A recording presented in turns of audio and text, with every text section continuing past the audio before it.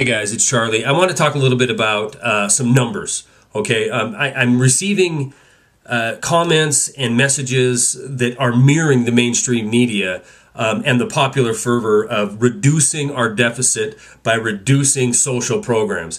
Now, I guess it doesn't matter how you feel about this. I'm going to give you my 2 cents worth, and you can take it or leave it.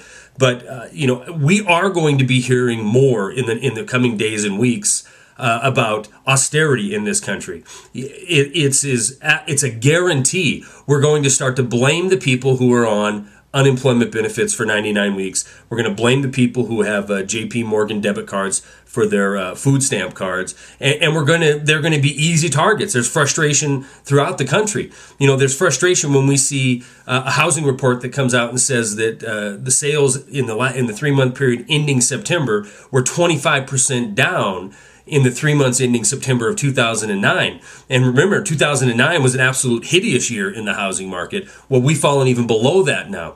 So when you have that kind of pressure on the economy, and you have that kind of pressure from the people who still have jobs, seeing the economy continue to contract, it's easy to point at the people who aren't working or who are drawing some sort of social safety net type of check. But I want to make this really clear. I know we can't afford to be handing out money for people to stay at home, but you got to pick a side on this argument. For the most part, the vast majority of the people who are receiving unemployment benefits or who are receiving 44 million people receiving food stamp benefits, they're not there because they choose to be there. Now, anybody can send me a message saying, my cousin's brother's uncle is a lazy, no good so-and-so, so he's sitting at home collecting 99 weeks and working under the table or whatever. And yeah, right, you can pull out those stories from any mass group of people. There's going to be bums in that crew.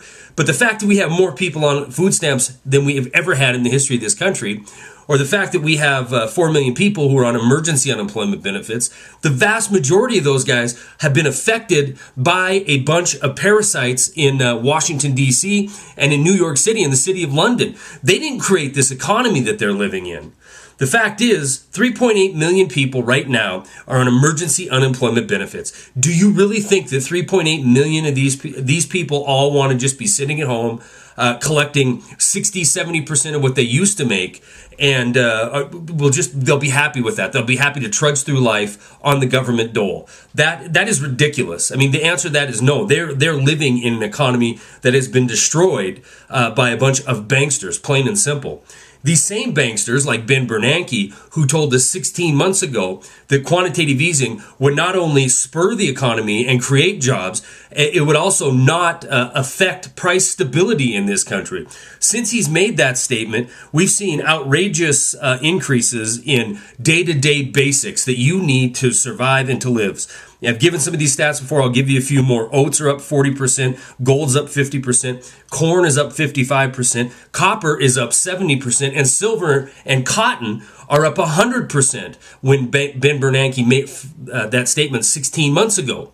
So the idea that somebody is milking the system, the idea that we are supposed to turn on our fellow citizens because the government is suffering is ridiculous. We need to make the people suffer who brought us here. Why aren't we going after the $144 billion in bonuses going to Wall Street?